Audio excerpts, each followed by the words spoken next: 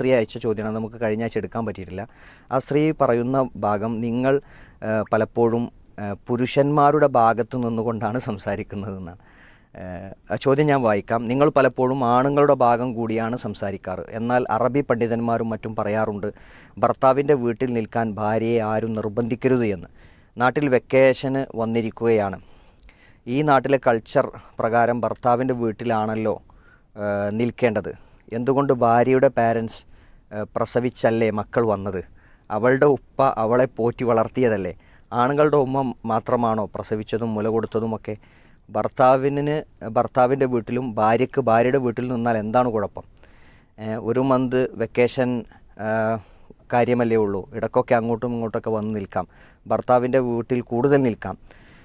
അവർക്കാണ് നമ്മുടെ മക്കളുടെ മേൽ കൂടുതൽ അവകാശം. ഇതൊക്കെ ഏത് ഹദീസ് ആണ് പറഞ്ഞിട്ടുള്ളത്? ഇസ്ലാം കൾച്ചർ. നിങ്ങളെപ്പോലെയുള്ള പണ്ഡിതന്മാർ പുരുഷന്മാരാണല്ലോ. അത് കാരണം പുരുഷന്മാരുടെ സൗകര്യത്തിനനുസരിച്ച് ഓരോ ഫത്വ ഇറക്കിയത്. ഇസ്ലാമികപരമായുള്ള റിപ്ലൈ പ്രതീക്ഷിക്കുന്നു. എനിക്കിതിൻ്റെയൊക്കെ ഉത്തരമറിയാം. ബാക്കിയുള്ളവർ കൾച്ചറിനെയും നിങ്ങളെപ്പോലുള്ള പണ്ഡിതന്മാരുടെ വാക്കുകളെയും കാത്തിരിക്കുകയാണ്. സത്യസന്ധമായ മറുപടി പ്രതീക്ഷിക്കുന്നു. പിന്നെ ഇന്നിപ്പോൾ രാവിലെ ഒരാൾ എന്നെ വിളിച്ചിട്ട് പറഞ്ഞു, പിന്നെ നിങ്ങളെപ്പോഴും സ്ത്രീകളെ സപ്പോർട്ട് ചെയ്താണ് സംസാരിക്കുന്നത്. അയാൾ നേരിട്ട് കോൾ ചെയ്താണ്. രാവിലെ എനിക്ക് തോന്നുന്നത് ഒരു 6:30 മണിക്ക്. അതിന് അദ്ദേഹം പറയുന്ന തെളിവ് എന്താണെന്ന് വെച്ചാൽ, ഇന്ന് രാവിലത്തെ പുലരിവട്ടത്തിൽ എന്ത് ചെയ്യുന്നുണ്ട്, ഈ പുരുഷന്മാരുടെ അവിഹിത ബന്ധങ്ങളെക്കുറിച്ച്, അന്യ സ്ത്രീകളുമായുള്ള ബന്ധങ്ങളെക്കുറിച്ച് അതിൽ പ്രതിപാദിക്കുന്നുണ്ട്.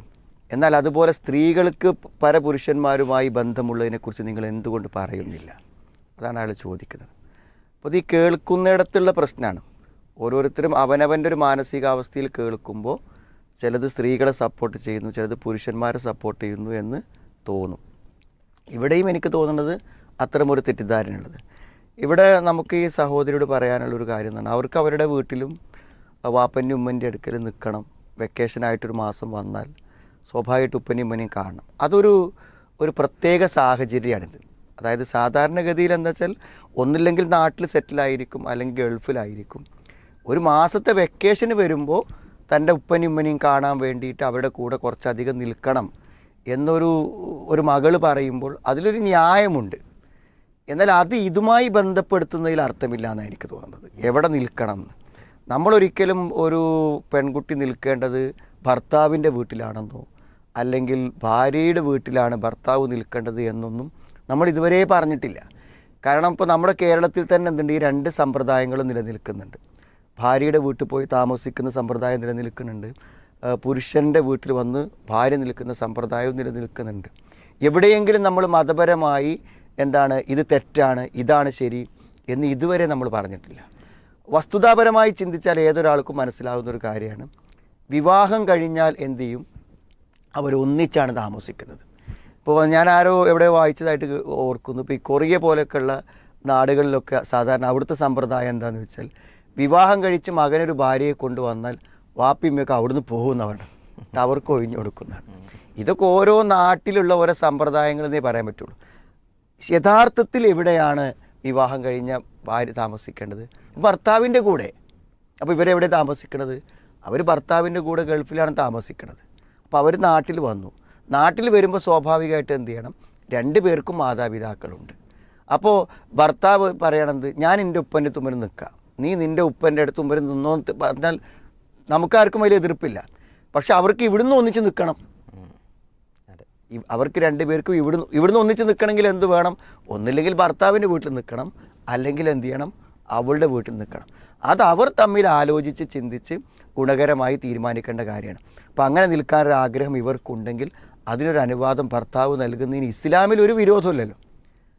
ഇനിയിപ്പോൾ ഒരു സ്ത്രീ തീരുമാനിക്കുകയാണെന്ത്, ഞാൻ വന്നാൽ ഭർത്താവിൻ്റെ വീട്ടിലാണ് നിൽക്കുന്നത്, കാരണം ഭർത്താവിന് അവിടെ നിൽക്കാൻ പറ്റുള്ളൂ, ഇപ്പോൾ എനിക്ക് എന്തായാലും ഇവിടെ ആയാലും അയാളെ കൂടെ നിൽക്കണം എന്നൊരു സ്ത്രീക്ക് ആഗ്രഹം ഉണ്ടെങ്കിൽ അതിനും എന്തില്ല, ഇസ്ലാം തടസ്സമില്ല. നമ്മൾ പറയുന്നത് എന്താണ്, ഭാര്യയും ഭർത്താവും ഒന്നിച്ച് നിൽക്കണം. എവിടെയാണോ ഭാര്യ താമസിക്കണോ ഭർത്താവും താമസിക്കണം, ഭർത്താവ് എവിടെയാണോ ഭാര്യ താമസിക്കണം എന്നേ പറയുന്നുള്ളൂ. പിന്നെ ഭർത്താവിൻ്റെ വീട്ടിൽ പോയി നിന്നാലേ ശരിയാവൂ എന്ന് യാതൊരു നിർബന്ധവും നമ്മളെ സംബന്ധിച്ചിടത്തോളം. ഇതൊക്കെ ഒരു വിഷമമില്ലാത്ത രൂപത്തിൽ എന്ത് ചെയ്യാണ്, 2 പേരും കൂടെ സഹകരിച്ചുണ്ടാക്കേണ്ട ഒരു പരിഹാരമാണ് എന്നാണ് എനിക്ക് തോന്നുന്നത്.